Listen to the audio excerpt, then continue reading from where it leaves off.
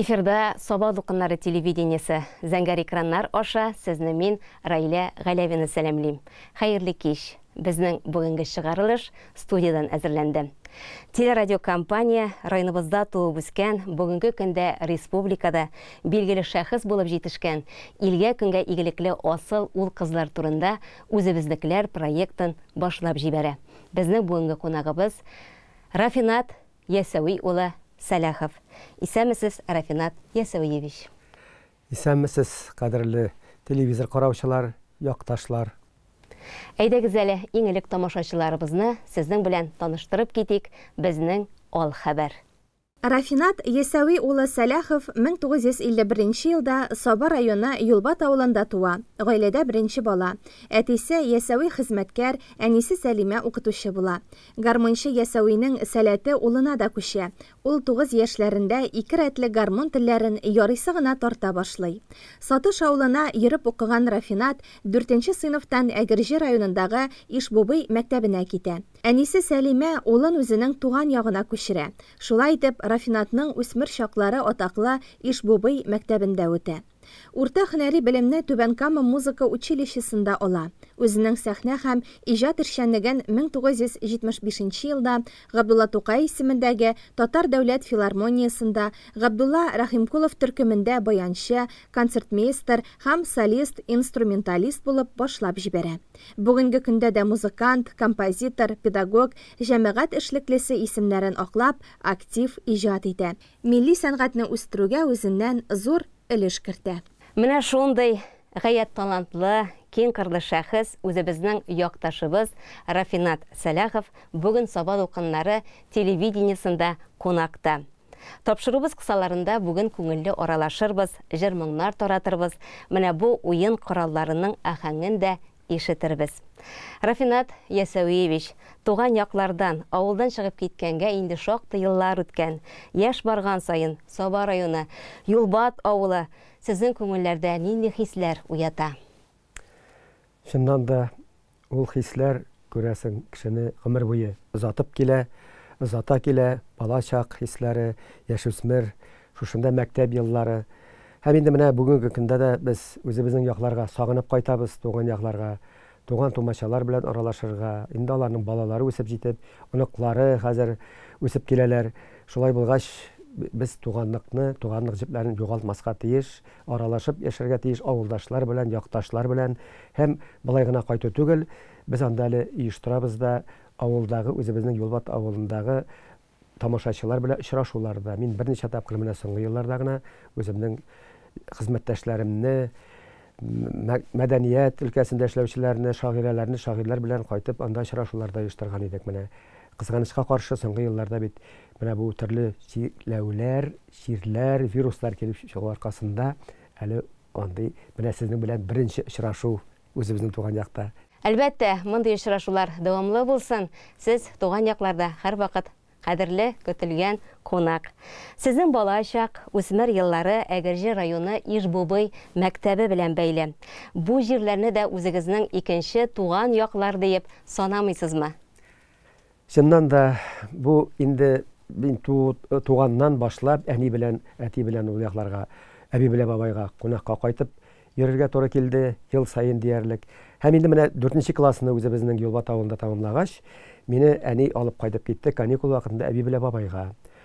Безнең бабай бик билгеле кеше иде заманында. Ул инде беренче колхоз төзүчеләр рәтендә булган, күп еллар колхоз рәисе булып эшләгән, оештыручы. Аларның фамилиялары да Шляпиннар. Менә татар кешесенә Шляпин фамилиясе бик кызык дип уйларсыз инде каян килеп кергән. Чөнки аның әти бабалары, әтиләре сәүдәгәрләр булганнар. Алар инде эшләпә киеп, тростка таянып, френчлар киеп, менә хәзер бик модада бит әле, якасы торып торган шундай кәзәки дип әйтәбез кияләр. Шулар белән кайта торган булганнар җирләрдән, һәм инде буларга кушкан, тагылып калган эшләпәнекеләр дигән шундый нәрсә дип әйтәләр. Кушамат булып чыга инде бу. Һәм бабайның әтисе күрәмсең, шушы фамилияны үзенә алып, фамилия ясаган шушы эшләпәдән Шляпин булганнар алар. Үзләре татарлар менә.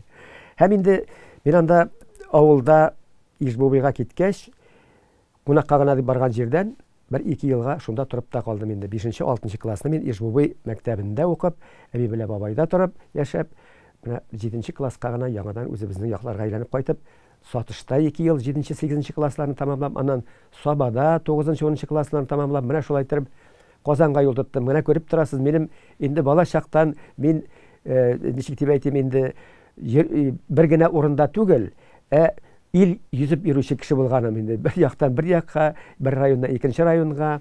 Күрәсең инде менә минем язмыш шулайдыр. Гел юлда, гел йөрү, төрле җирләрдә яшәү. Туган җирләрне сагынганда күңелләр һәр вакытта да нечкәрә. Ә сезнең мисалда бу хисләрне гармон моңнары белән юатырга була. Менә бүген янәшәдә безнең инде сезнең якын дустыгыз гармон юк, тагын да якын дусларыгыз курай, кубызлар килгән. Чыннан да менә бу курай минем кулда татар курайы дип атала менә бу. Бу ля мажор. Һәм инде менә тагын берәү бар анда. Минем янда монсы ре мажор. Монсы күреп торасыз, ул азрак кына кичерәк бу курайга караганда. Безнең инде менә мәктәп балалары шушы курайда уйнарга өйрәнәләр. Чөнки соңгы вакытта Фән һәм мәгариф министрлыгы бу юнәлештә бик нык балаларга, бигрәк тә мәктәп, гимназияларга басым ясап үзләрен менә шушы курайга мөмкинчелекләр бирә, сәгатьләр бирә махсус.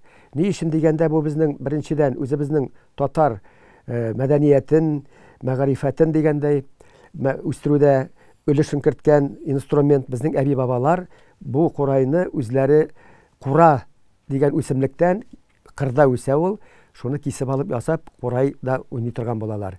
Һәм инде безнең прогресс бара-бара, дөньялар үзгәрү сәбәпле менә ул хәзер шушы агач төсенә кертелгән алюминий металлдан эшләнгән татар курае.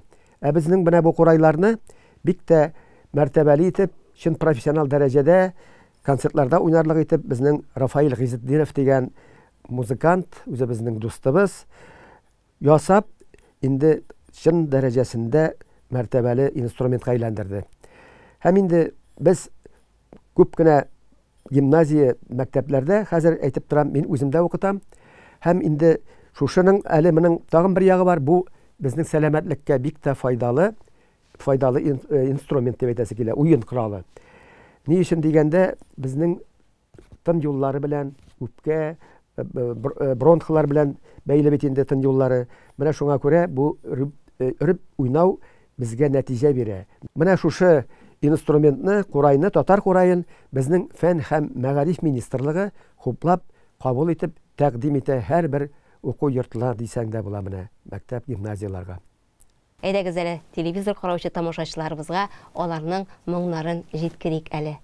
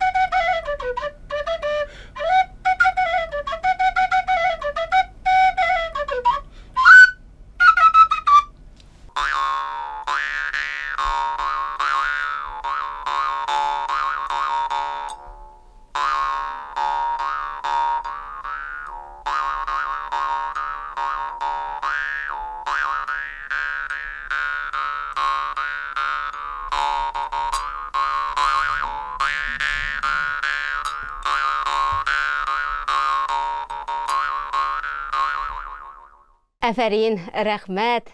Сезгә ничек матур күңелле булып китте менә студияларыбызда. Рафинат Ясауевич, әйдәгез, хәзер инде менә сезнең иҗатка якын килеп, гармунга булган мәхәббәт турында сөйләшик әле. Гармун дигәч, сезнең йөрәкләр менә ничек җилкенә? Ул йөрәк дигән төшенчә, күрәсең, бала вакытта ук инде безнең өйдә гармун тавышы яңгырый иде. Әти оста итеп Тальян, Вараксин, Саратов гармуннарында, икерәтле гармуннарда уйный белә иде. Чөнки ул үзе студент вакытларында, Казанда яшәгән вакытларында инде бик тә мәртәбәле безнең, хәтта патша каршында уйнаган Файзулла Туешевка йөреп өйрәнгән була, индивидуаль дәрес алган була. Файзулла Туешев билгеле үзе махсус музыка уку йортларында укытмаган, ә өенә җыеп шушындый сәләтле балаларны дип әйтик инде, сәләтле яшьләрне шушындый гармунда өйрәтә торган була уйнарга. Һәм инде менә мин дә 3нче класста миңа икерәтле әти гармун алып бирде, хромка. Менә шунда мин аннан да карап инде әзрәк, аннан соң үзем дә киләр чыгарып дигәндәй уйна башладым, уйнап киттем. Аннан соң инде мин 7нче класста гына баянны беренче тапкыр кулга алдым. Менә беренче тапкыр баянны кулга алынды. Һәм инде билгеле шул вакытта ук күрәсең инде минем салынган булгандыр табигатьтән, Аллаһ Тәгалә тарафыннан үстән бирелгән бу мондый нәрсәләр былай гына килми. Менә талант дигән нәрсә ул һәр вакытта бирелә каяндыр. Һәм инде менә шулай иттереп, аннан соң инде мин үзлегемнән генә өйрәндем баянда. Һәм инде мин әле мине әти инде 10нчы классын тәмамлауга бирергә теләгән иде музыка училищесына Казанга. Анда да барып, ул андагы Әүхәдиев агай үзе исән иде, музыка училищесын җитәкли иде. Хәзер аның исеме бирелде, Татар музыка көллияте дип бирелә ул. Һәм инде мин нишләптер анда да бармадым. Мин рәсемне бик яхшы ясый идем. Рәсемнәр буенча да мин гел менә бу Сама мәктәбендә укыганда, сатышта укыганда да ниндәрендә кышлар көне булмасын, нинди генә чараларга үткәрелгән булмасын, шушы конкурсларда оештырылган конкурсларда беренче, икенче, өченче урыннарны алып килә идем менә бу рәсем буенча да. Инде менә шулайга карамастан берсенә дә мин риза булмадым нишләптер. Әти әйтүендә тыңлап бетермәдем, күрәмсең. Ул да бик каты заставлять итмәгәндер дибез инде, шул хәтле әйтмәгәндер. Менә шунда гына барасың син малаяктагы дип.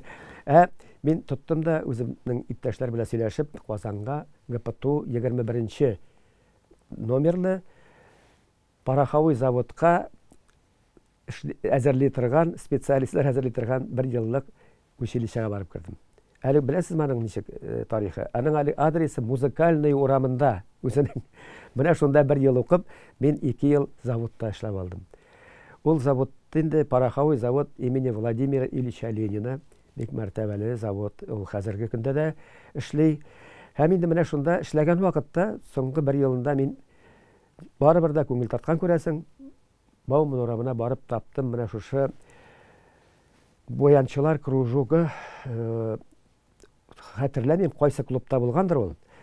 Точный адресын дип әйтәм инде, адресы билгеле, но онытканмын мин аны.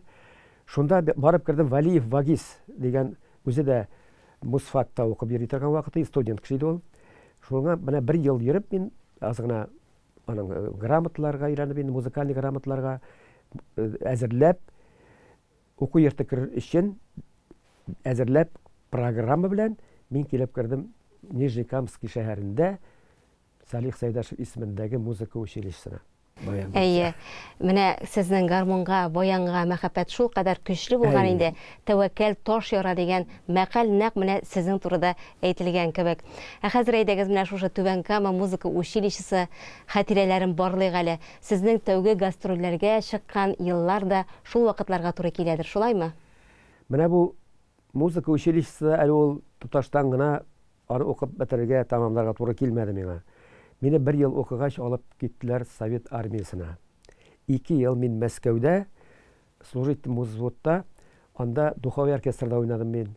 Шушы баянчылар триосы, дуэты оештырдык без анда. Һәм инде менә анда инде мин баритонда уйнап, тагында үземә менә шушы тынлы уен коралларына, музыка уен коралларына тагында үзем мәхәббәт уянды.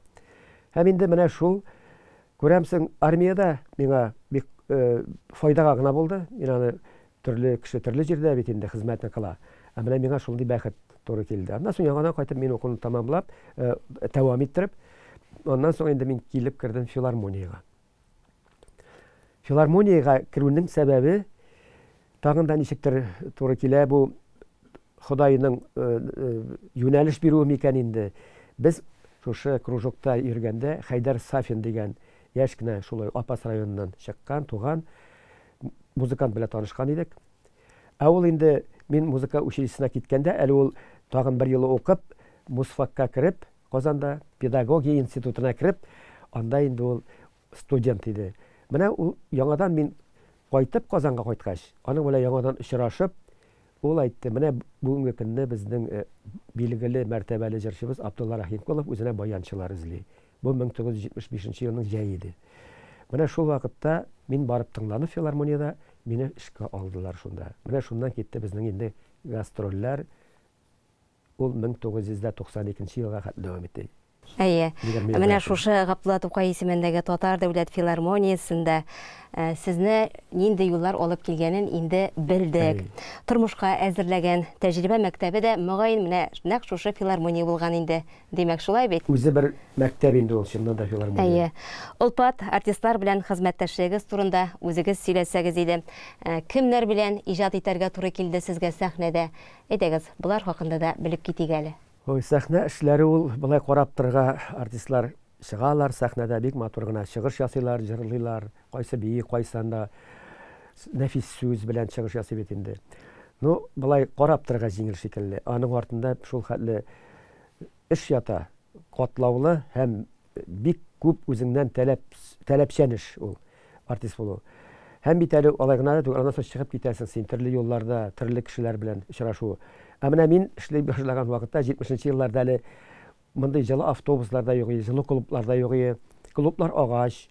Аларның әле әйтәбез бит инде менә бу элеп куйган чаршау шикелле генә сәхнә пәрдәләр дип әйтәбез инде. Өйдә карасак чаршау шикелле бит инде. Менә шундый клублар иде. Ул ягыла торган инде. Уны кыш көн инде ягып та бетер булмагандыр. Салкын вакытларда буладыр. Ул трактор чаналары, ат чаналарында йөрүләрдә булды инде авылдан авылга. Чөнки Абдулла ул бик авыл җырчысы иде күбрәк. Авылларда, районнарда чыгыш ясый иде.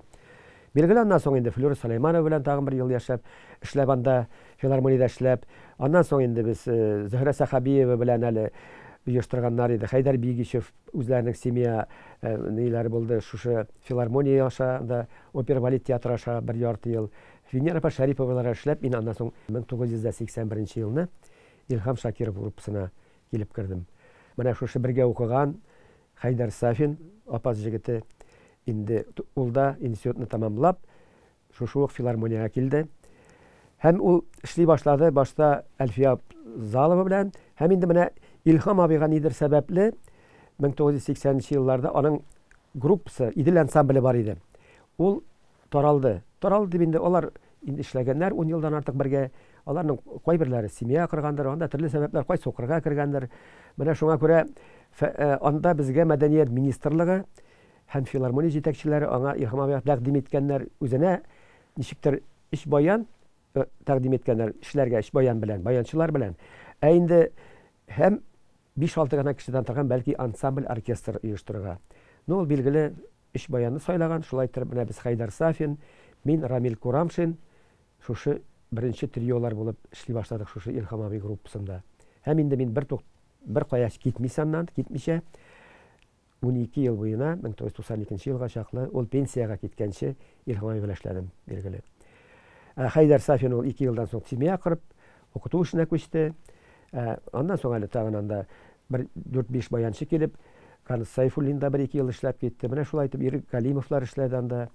Алар инде шул 1-2 ел үз эшләрен кем әйтмешли, шулай алмашынып торды баянчылар. Миңа ни өчен китәргә туры килмәде? Тагын да инде анда Илһам абыйның соңыннан инде аңа кирәк иде ярдәмче дә ничектер. Һәм аның директор группа, мин группасын җитәкләп, бөтен гастрольләрне оештыручы да булдым. Соңгы 5 елында бөтен СССР буйлап инде ул вакытта йөрергә туры килде безгә менә Москонцерт, Росконцертларны үтеп анда үзебезнең министерство культурадан башлап инде менә шул оештыручылар белән дә шөгыльләнергә туры килде, баянда гына уйнарга түгел. Һәм менә шулай итеп Илһам абыйны без пенсияга 1992 елны озаттык. Менә сезнең архивта шушы кадерле истәлек, яткәр булып музыкаль чыгышлар саклана торгандыр. Әйдәгез шуларның берсен карап китәбез хәзер телевизор караучыларыбыз белән бергәлектә.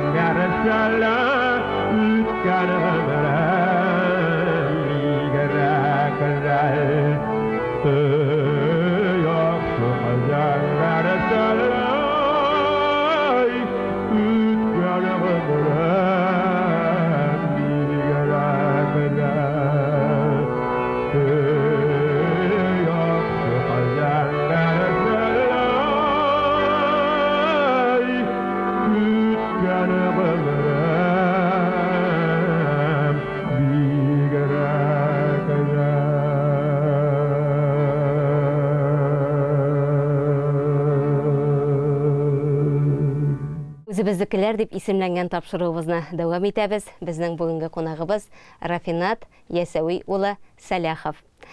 Рафинат Ясауевич, сезнең иҗади хезмәтнең матур борылышы балалар, яшьләр белән эшләвегезне дә танымый булмый.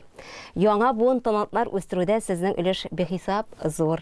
Балалар өчен язган җырлар җыентыкларыгыз, Мәгариф министрлыгы белән хезмәттәшлегегез, лагерьлар, фестивальләр, сез буларның барысына да ничек җитешәсез?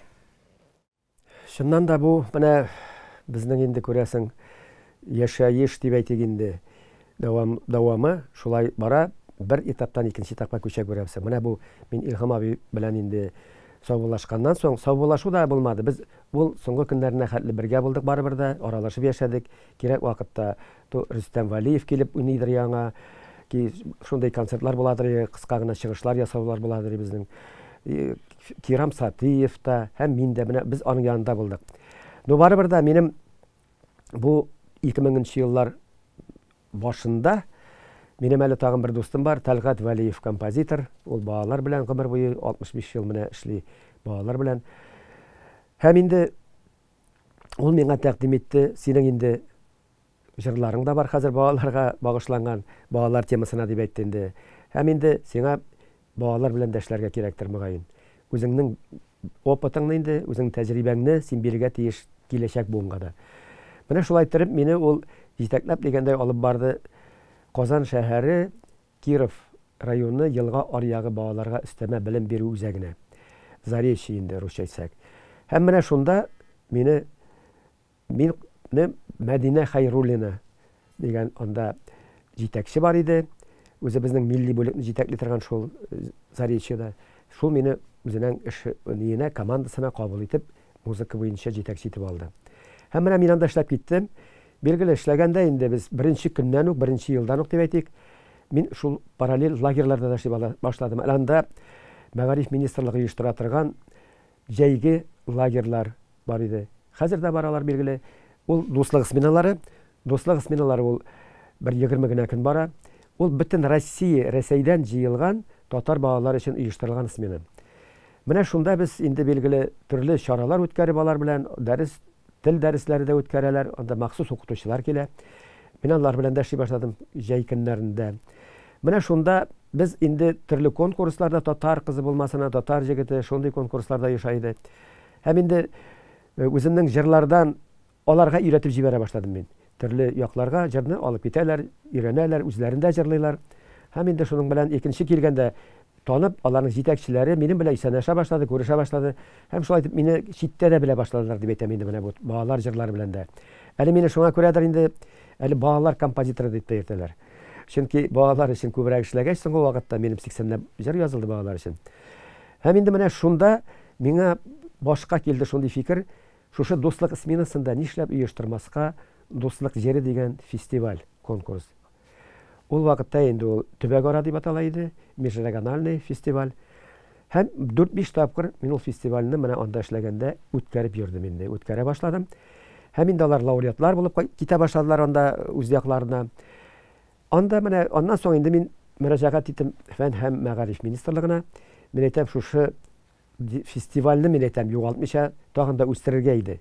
Алар миңа җавап бирделәр хат белән. Һәм инде без бу фестивальне 2020 елда үткәрдек. Халыкара фестиваль итеп үтте бу. Анда 6-700 ләп бала катнашты. Хәтта анда Кытай Халык Республикасыннан да килделәр, балалар катнаштылар. Менә шундый фестивальләр.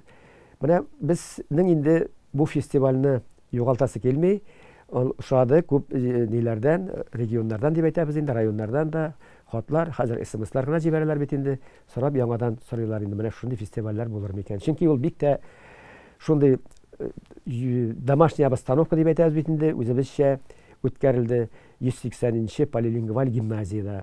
Илдар Искандарович аларның директорлары менә үзенең шул хәтле нитеп үткәрде менә. Өйдәге шикелле итеп кабул итә үзенең гимназиясында. Бөтен яктан әзерләнгән иде. Билгеле инде монда Фән һәм Мәгариф министрлыгы, управление образования, аннан соң инде бөтен дөнья татар конгресслары булыштылар. Менә шулай итеп без бу фестивальне башлап җибәрдек.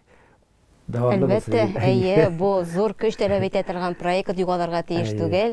Талантларны барларга кирәк, яшьләр арасында бигрәк тә. Шулай тел ни буенча да менә бу бик әйбәт юнәлеш дип әйтәбез инде. Тел бит ул телдән генә, былай сөйләшүдән генә торган музыка, бөтенесе бергә алар менә шигърият уралып баралар бөтенесе бергә, үрелеп дип әйтәм инде. Әйдәгез, хәзер шушы проектның уңышы дип әйтик инде. Сезнең балалар катнашында булган чыгышны да карап китик әле. Кемнәрне күрсәтербез икән хәзер? Безнең монда фотолар да бар, алар белән төшкән. Иң беренче 2014 елны чыгыш ясаган балаларга хәтле сакланган. Менә шуларында куеп алырбыз. Аннан соң инде хәзерге заманчарак, хәзерге вакытта үткәрелгән темаларда баранда шуңа күрә аларында куеп алырга була, күрсәтергә алырга була. Әйдәгез, музыкаль паузага бүленәбез. Шатлык без. Шатлык без. Шатлык без. Шатлык без.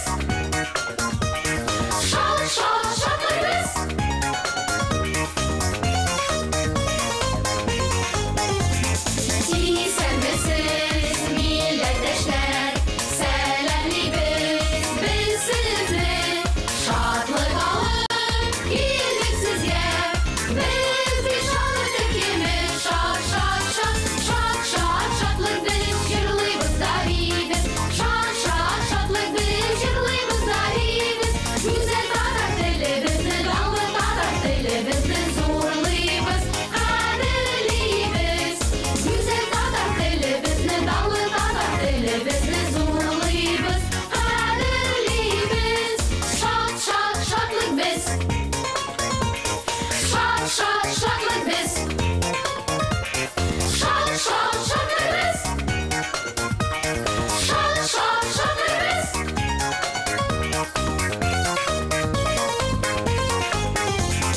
Шатлык алып килдек бүген сезнең һәммәгезгә дә.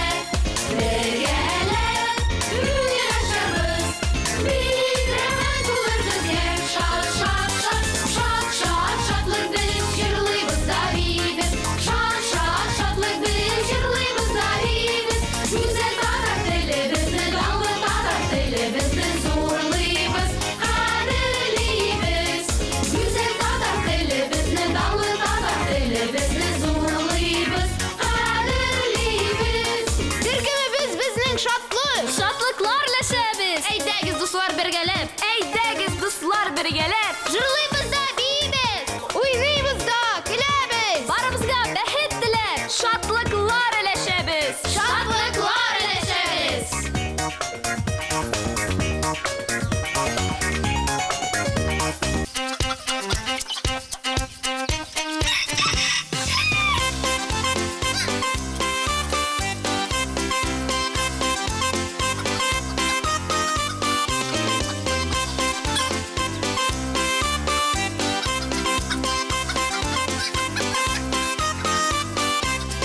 Şişiler şibiler, şi. Şişikler şibiler, şi.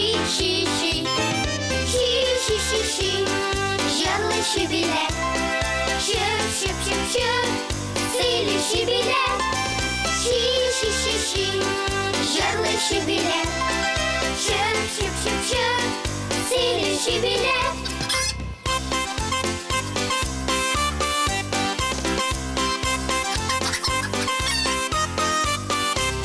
Şişi yanlı şibiler, şi. Şişi yanlı şibiler, şi. Yanlı şibiler, şıp. Sili şibiler, şi. Yanlı şibiler, şıp. Sili şibiler.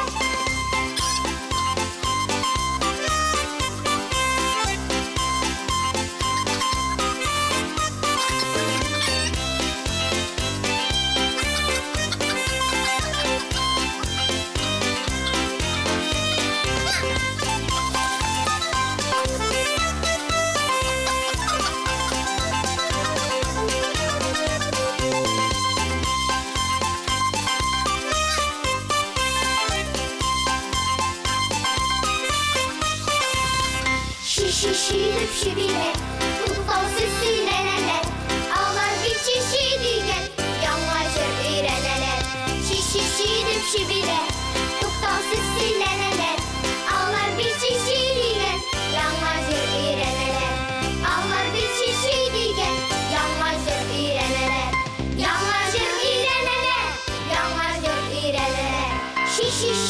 Шып, шып, шып.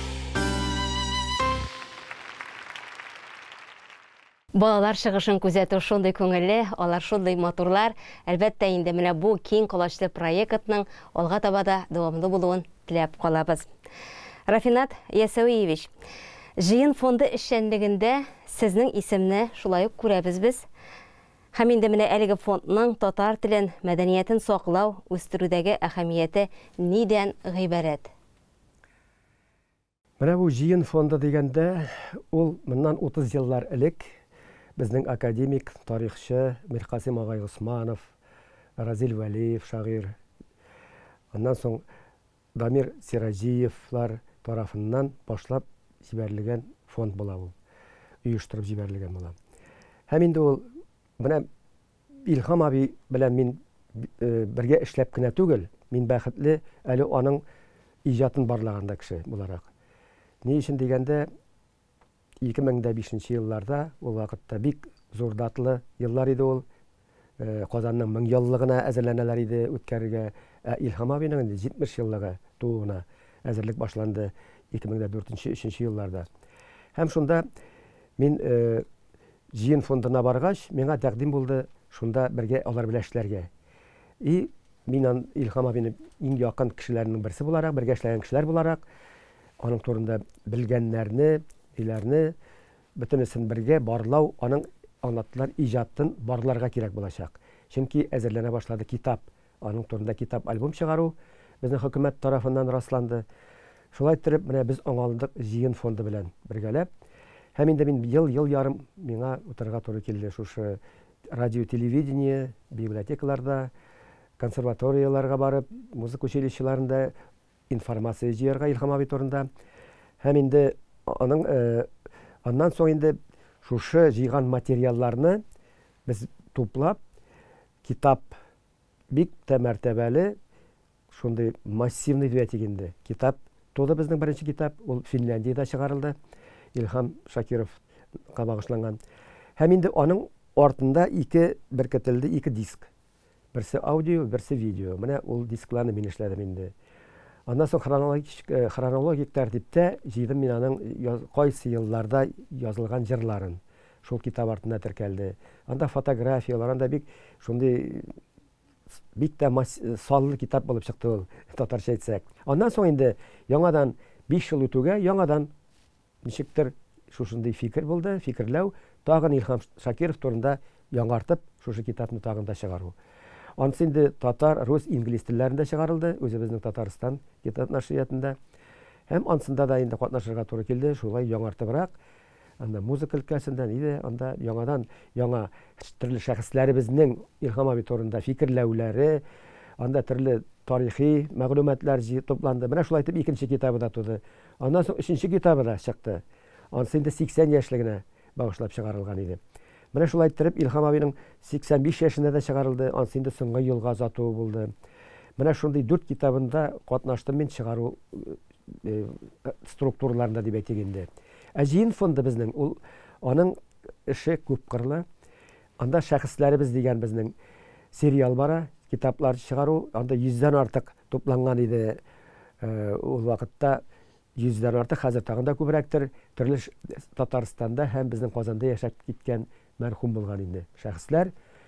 Анда бар татары да, русы да, немецы да, төрле милләт кешеләре. Кемнәр үзләренең изләрен калдырганнар бездә, халык өчен Татарстанда, Казанда.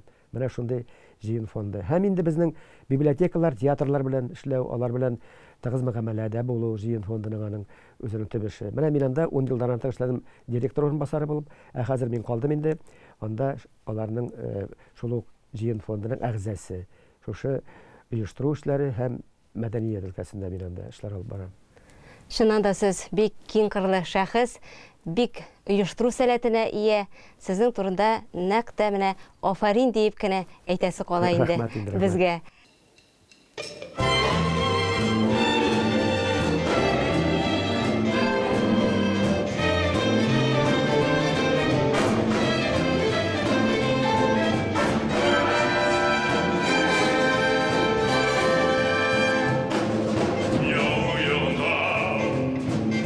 Sen tuan günde, hem de şaşaklar.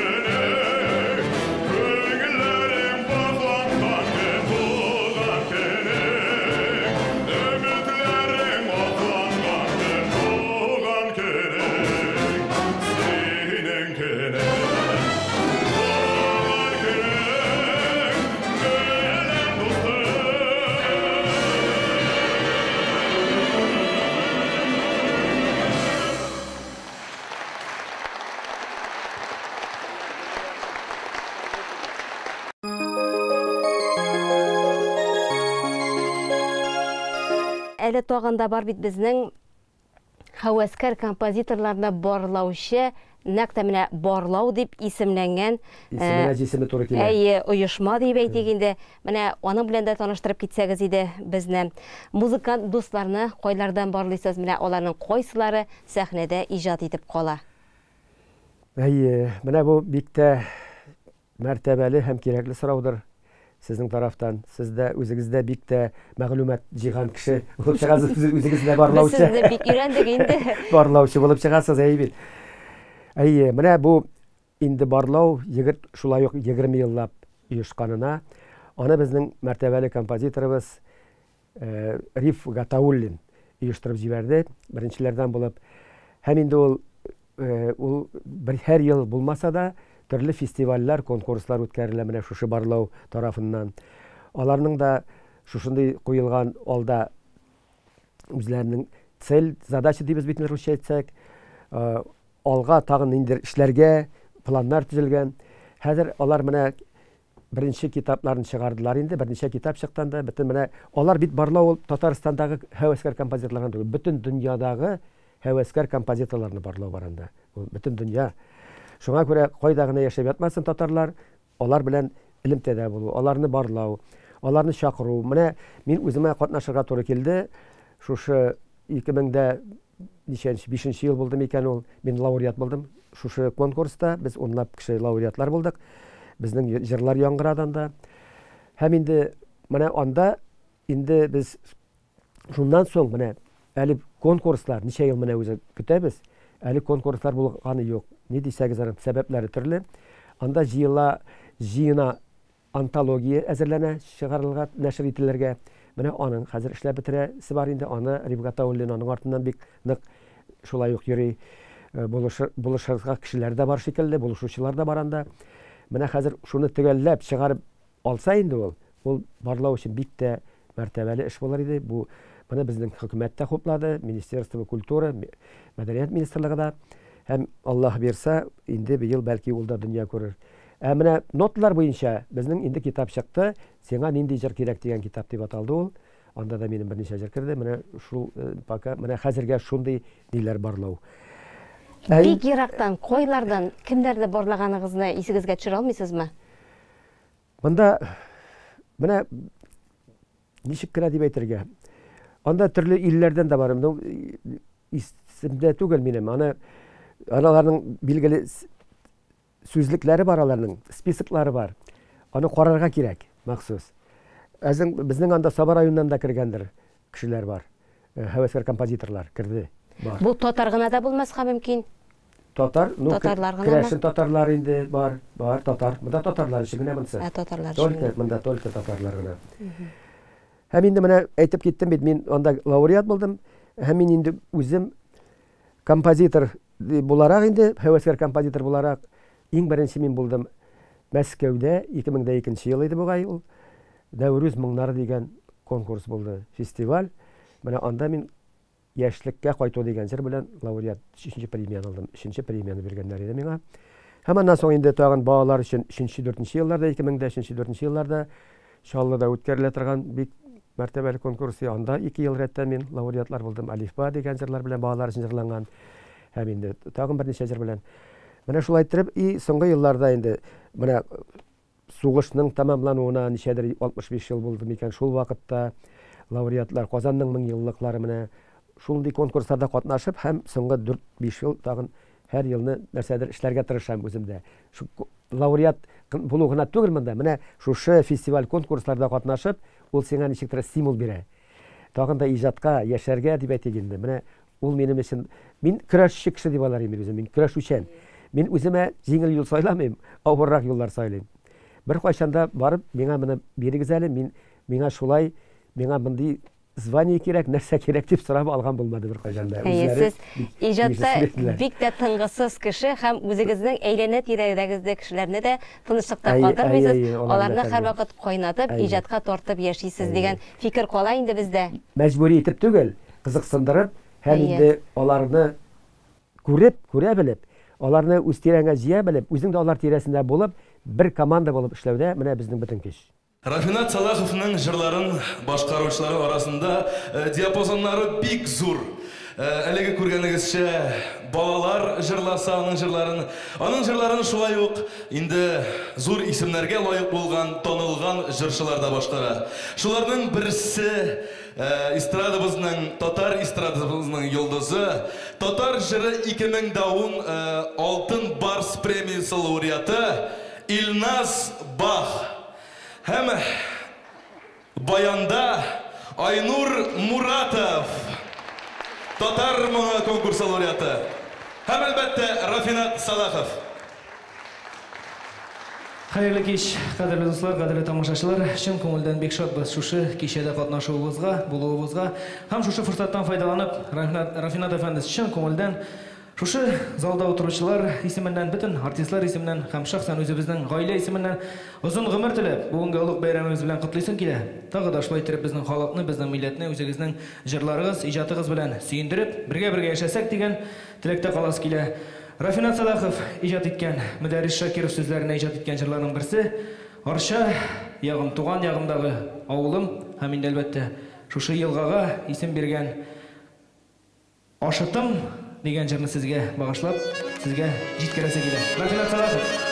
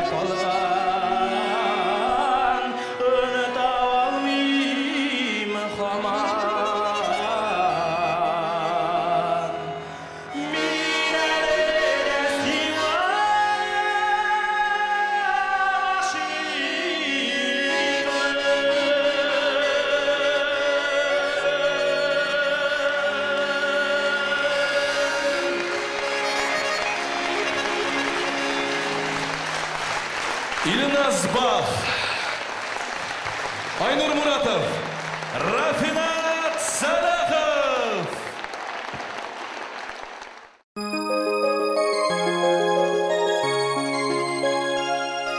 Рафинат Ясауевич, менә шушы урында инде менә уен коралына, менә бу очракта инде сезнең мисалда гармунда уйнарга теләгән яшьләргә сез нинди киңәшләрегезне бирер идегез? Иҗатта, сәнгатьтә, сәхнәдә дип әйтик инде. Бу сорау билгеле, ничек кенә дип әйтсәң дә, менә мин дә бит бу юлга әллә нинди юллар аша килеп кергән кеше. Шуңа күрә һәрбер кешенең үз юлы буладыр. Кайберәүләр менә бик яшь вакыттан күтәрелеп китәләр дә, соңыннан суыналар. Артист тормыш ул, иҗат тормыш ул һәр вакыт син булырга тиеш шушы стадияда дип әйтик инде русча әйтсәк, име? Шул вакытта гына син үҗәтлек тә кирәк монда. Монда ничектер аз гына теге усаллык та кирәктер инде. Шул вакытта булырга кирәк гибкость теге по-восточному әйткәндә инде аларның төрле чагыштыру китерүләр бар инде. Алар менә бер кайчанда мәҗбүр итмиләр тормышта кешене. Алар менә үзләренә ничектер якынайтып, үзләре дә якынайып, менә бергә нәрсәдер эшләргә тырышалар. Яшьләр менә үзләрен таныйлар икән алар. Аларны халык таный икән инде. Алар үзләре аны тоемлый. Шул вакытта алар кирип китәләр менә шушы дулкын белән, шушы иҗатка, сәнгатькә керәләр һәм үзләрен төрле өлкәләрдә таныталар. Кайсыдыр үзенең җыры белән, кайсы үзенең биюе белән, кайсы нәфис сүзе белән, кайсы үзенең нәрсәдер яза белүе белән, төрле әсәрләр белән анда, төрле язу эшләре белән. Менә шуңа күрә ул аны булай гына әйтеп булмый, нәрсә белән кала, кеше үзе аннан соң халык сайлап ала бит аны. Халык күрә белергә тиеш. Алар күрә белерлек итеп, шушы дулкында эшләп белергә тиешләр. Шул вакытта барыбер нидер ис кала. Һәм синең үзеңне биләп алган синең якын хезмәттәшләрең, иҗатташларың инде монда бөтенесе дә бик зур роль уйныйлар. Монда дине. Аларга нәрсә әйтәбез без менә мин соңгы вакытта бит инде Корай дәресләре күп бирәм балаларга, өстәмә белем бирү үзәкләрендә. Аларга просто без әйтәбез инде тырышып укыгыз. Аларга әйтәсең, кайсына керә, кайсы шунда ук ләктереп алып, тырышып укырга, укый башлый, өйрәнә башлый шушы инструментны, тагын да үзләштерә. Менә безгә, ягъни мәсәлән, миңа киләләр икән балалар. Мин аларны ачам да аннан соң мин гимназия кысаларында эшлим бит. Баранда гимназия кысаларында тагын музыка мәктәпләре. Мин аларны соң тәкъдим итәм музыка мәктәбендәге укытучыларга. Алар тагын да үстерәләр аларны кларнетка, саксофонга, менә төрле шушы тынлы уен коралларына җибәрәләр. Шушы баянда, например, икенче класстан әле икенче класстан аларга тырышмыйлар баянга, чөнки ул инструмент катлаулы, авыр да ул, күтәреп уйныйсаны. Аннан соң инде кирип киткәч алар тоже менә шулай ук юлны алалар үзләренчә кемнең нинди сәләт бирелгән Худайдан. Ансы да бар. Менә шул тырышып эшләргә, укырга, үзеңне шушы яратып эшләгән эшеңдә үзеңне табарга кирәктер. Менә балалар аннары шушы гармунда уйнау, Корайда уйнау дип әйтик, аның практик өлешен, менә чыннан тотып уйнау моментын яраталар. Солфеджио дигән катлаулы бер өлеше бар бит әле аның. Шул төше аларны фикерләрен кирегә бара, аны яратмыйлар алар менә. Шул очракта ничек җавап бирерсез икән? Менә укыганда, музыка училищесында укыганда хорга инде йөрмәскә тырышучылар күп инде. Шул ук сольфеджионы инде күрә алмыйсың. Фактта бит ул менә элементарный теория музыки дигән төшенчә бар бит инде, предмет бар, име? Бу иң төп предметларның берсе, сольфеджио шуның белән рәттән тора ул. Аңа һичшиксез йөрергә кирәк, аны өйрәнергә кирәк. Ул авыр, анда бит бер генә тавышка җырламыйлар. Анда берничә тавышны син ишетә белергә тиеш. Менә шуңа күрә балалар аз гына читләшә башлыйлар. Аннан соң менә нәрсә әйтмәкче булам, балаларның, аларның ниндер возрастной ниләре бар тагын. Менә шул возрастка килеп җитте, ул эшли башлады, укый башлады вернее. Укый башлый, башта бик кызыксынып башлыйлар алар. Берничә ай үтүгә, аннан соң менә бу мин үземә килә торган балалар турында әйтәм инде бигрәк Корай буенча. Аннан соң алар бит шул аларга йөкләмә, нагрузка зур, төрле кружокларга языла башлыйлар, төрле предметлар өйрәнә башлыйлар. Аннан соң алар үзләре дә белмиләр, кайсын сайлап алырга, аптырап бетәләр. Аларның сез күрсәгез иде күтәреп бергән кутумкаларын әйтик, парашют хәтле сумкалар белән йөриләр бит алар. Аларның әти-әниләре күтәреп йөрмәсә аның хәтле грузны, алар күтәреп тә йөри алмаслар. Инде бөкәйеп бетеп көләсе килә менә минем. Ул нидә инде? Ул моментта дип әйтәсе килә. Ну менә шул хәтле аларга хәзер бик зур нагрузка бирелгән. Менә шуңа күрә чыдый алмаганнары Корайдан да, бүтән предметлардан да сайлый барыбер нәрсәгәдер, бүтән нәрсәгә юнәлдерәләр үзләренең белемнәрен, белем алуны. Менә музыка ул шундый нәрсә. Музыка училищесына да керәләр 15ләп кеше, ягъни мәсәлән бер группада. Ну алардан бер 4-5 театральный да шулай ук үз профессияларында калалар. Калганнары төрле эшләрдә яңадан икенче профессия эшләренә белем алалар, икенче профессиягә күчәләр. Бар андыйларда. Кайберләр параллель эшли. Параллель тегесендә дә, монсында тырыша эшләргә. Аның юллары күптер күрәсең. Иң үҗәтләр үзләренең яраткан һөнәренә хоббины дип әйтик әле, тугры булып калып, ничек кенә булса да барыбер тырышалар. Без инде уйлыйбыз, артистларга шул хәтле күп акча элек билгеле төләү ягайбәтрәк иде. Һөнәр менә бу иҗат иткән кешеләргә дә бит инде. Хәзер бик авыр акча эшләп алуы да. Шуңа күрә безнең артистларның күбесе эшмәкәрлеккә дә кирип киттеләр инде. Алар параллель үзләренең эшләрендә баралар.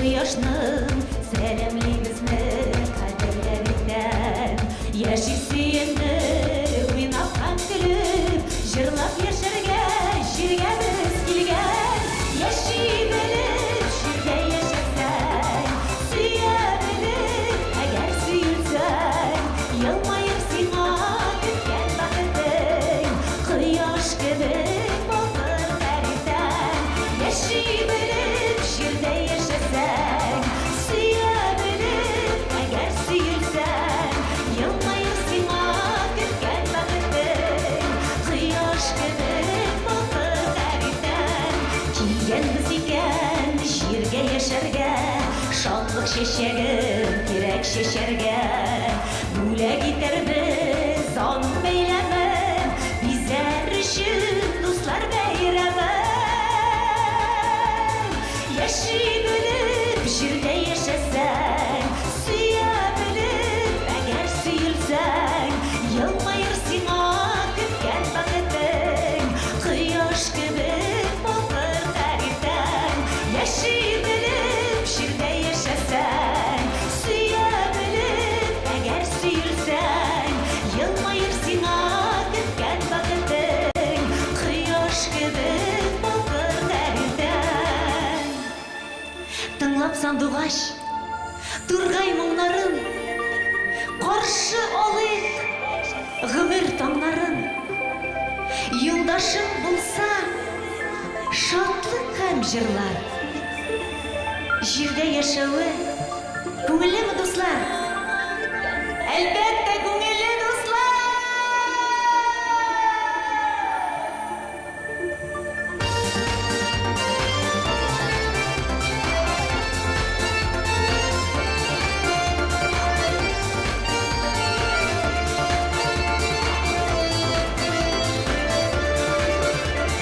тыңлап сандугач тургай моңнарын каршы алыйк гомер таңнарын юлдашым булса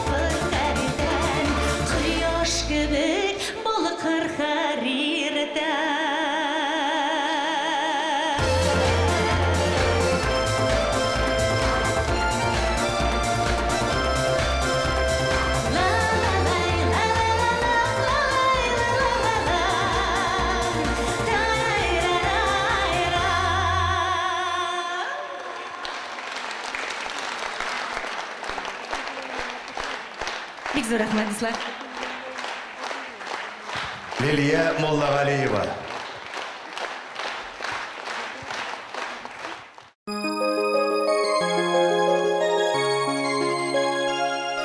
Рафинат Ясауевич менә еллар сезне дә алга әйди. Яш артына яш өстәлә. Бүген нинди уйлар белән яшисез? Саба сәхнәсендә дуслар җыелган җирдә дип исемләнгән әдәби музыкаль кичә оештыру артыннан йөргәнегезне дә беләбез. Әйдәгез, тамашачыларыбызга нинди ял программасы әзерләвегезне үзегез җиткерегез әле. Билгеле, ул турыда бу бит инде минем башланган иде 2021 елда. Безнең башта булды Юдина железнодорожниклар товарисында беренче очрашу. Анда манзарадан килеп телевидение төшерде, Казан телевидениесе. Балалар иҗатына багышланган күбрәк булды ул. Мин 152-нче анда гимназиядә эшләп алган идем. Анда минем бик мәрт шундый талантлы балалар бар иде, берничә җырчылар. Һәм менә алар белән башланды. Аннан соң инде төрле газет журналларда чыгардылар минем турда. Аннан соң менә күптән түгел генә мин 21-нче гыйнварда 21-нче елның 22-нче елның ансы бу елга чыккач үткәрдем. Язучылар берлеге Тукай клубында шул ук балалар өчен менә шундый юбилей алар белән иҗат итү шушы юнәлештә. Анда да 2 сәгатьлек кенә булды шундый тамаша.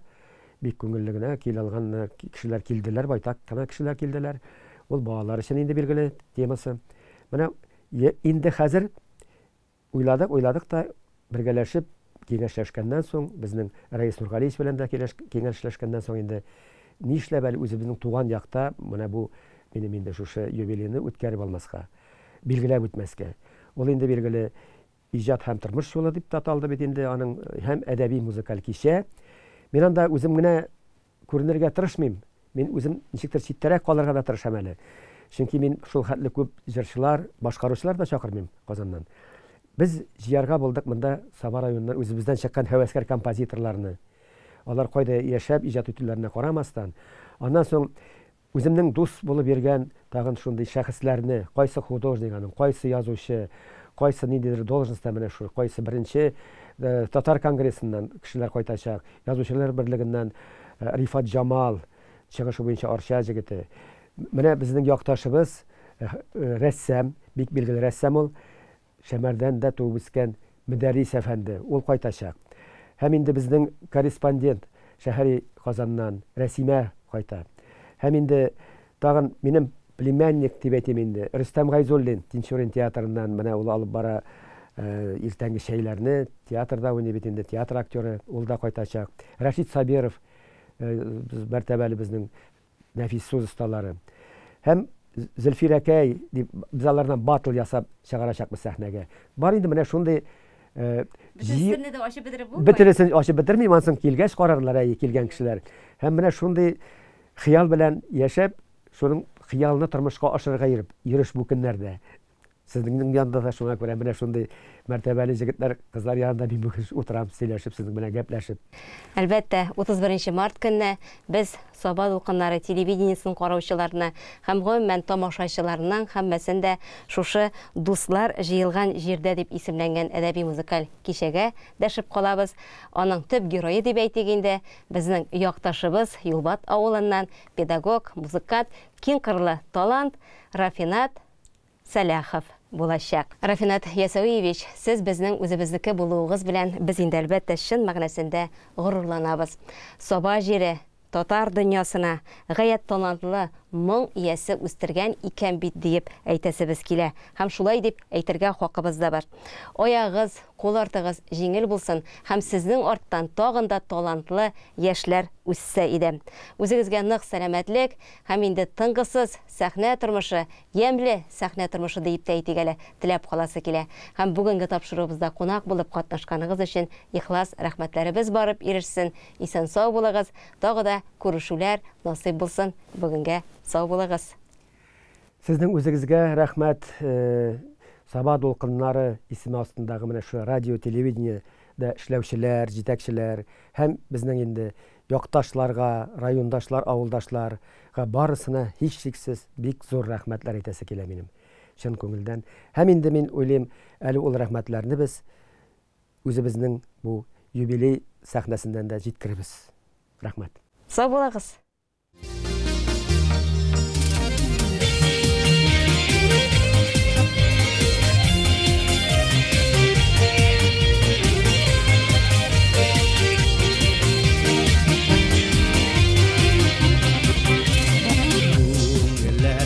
Жилкендер соба җилләре исән Сыкланмыйча калмый дуслар безнең сабага килсә Урманга бай, суларга бай, сулап туймас һавасы. Безнең зур байлыгыбыз, гүзәл байлар сабасы. Ашкына кисәр туган ягыма Саба якларын күңел сагына Сагынуыма Юк күзәр ишама Сиңа кайтам, барышы арсаба Сагынуыма Юк күзәр ишама Сиңа кайтам, барышы арсаба